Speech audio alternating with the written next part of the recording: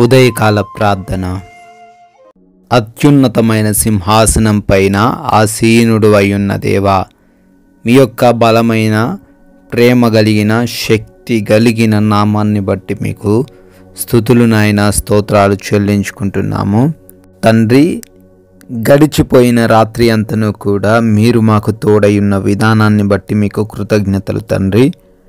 మీ యొక్క అగ్ని కంచె మా గృహాల చుట్టూ దయచేసినందుకు కృతజ్ఞతలు నాయన. ఎస్ లార్డ్, ఈ ఉదయకాలంలో ఈ పునరుత్థాన దినమందు మా అందరినీ కూడా మీ పాద సన్నిధిన సజీవులుగా నిలవబెట్టుకున్నారు తండ్రి. మీకే వందనాలు ప్రభువా, మీకే కృతజ్ఞతాస్తుతులు చెల్లిస్తున్నాము తండ్రి. యోనా గ్రంథము 2వ అధ్యాయము 2వ వచనము, పాతాళ గర్భములో నుండి నేను కేకలు వేయగా నీవు నా ప్రార్థనను అంగీకరించి ఉన్నావు. ఆమెన్.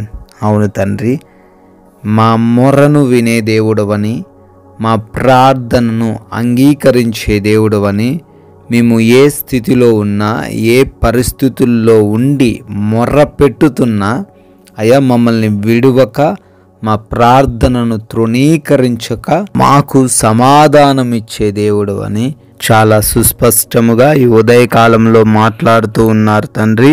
మీకు వందనాలు చెల్లిస్తున్నాం, స్తోత్రాలు చెల్లిస్తున్నాం ప్రభువా.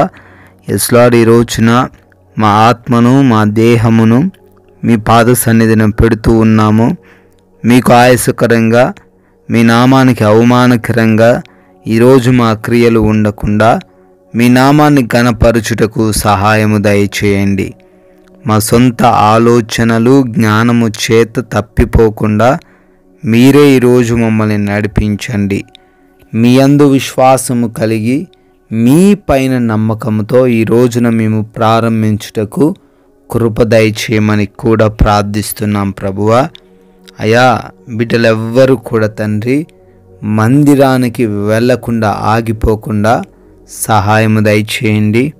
వారందరినీ మీ సన్నిధికి నడిపించండి.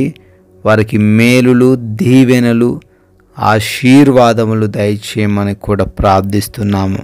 బిడ్డల యొక్క ప్రతి పనిని కూడా దీవించండి నాయన, ఆశీర్వదించండి. వారి యొక్క ఉద్యోగ, వ్యాపార పరిచర్యలలో నూరంతలుగా ఫలించే కృప దయచేయండి. అయా, వారు కష్టించి పని చేస్తుండగా అయా వారందరి జీవితాల్లో మీ దీవెనలు కుమ్మరించండి నాయన. అదేవిధంగా ఆగిపోయిన పనులు కూడా ఈ రోజున మరలా పునరుద్ధరించబడే సహాయము దయచేయండి. అయా, ఈ రోజున మా ప్రయాణాలను బట్టి అడుగుతున్నాము, మీరే మాకు తోడై ఉండండి తండ్రి. మా ప్రయాణాలన్నిటిలో క్షేమాన్ని దయచేయండి. ఏ అపాయము, ఏ ప్రమాదము మమ్మల్ని ముట్టకుండా, తాకకుండా భద్రపరచమని బ్రతిమాలుకుంటున్నాం ప్రభువా. అదేవిధంగా గృహాలలో ఎవరైతే ఒంటరిగా ఉంటున్నారో వారందరికీ మీ కంచె దయచేయండి.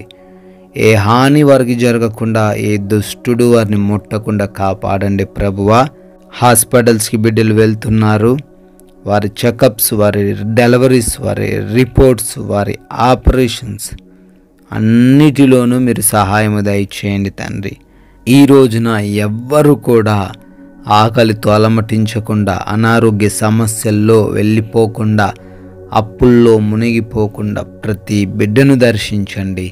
సమృద్ధిని దయచేయండి, మంచి ఆరోగ్యం దయచేయండి నాయన.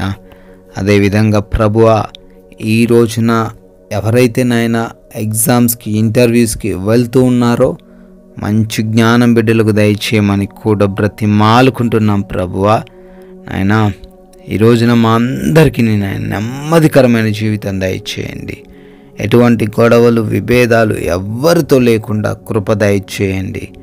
అయా, అపవాది ఉచ్చుల్లో పడిపోకుండా, ఏ మోసాల్లో పడిపోకుండా సమాధానముతో, శాంతితో జీవించే కృప దయచేయండి.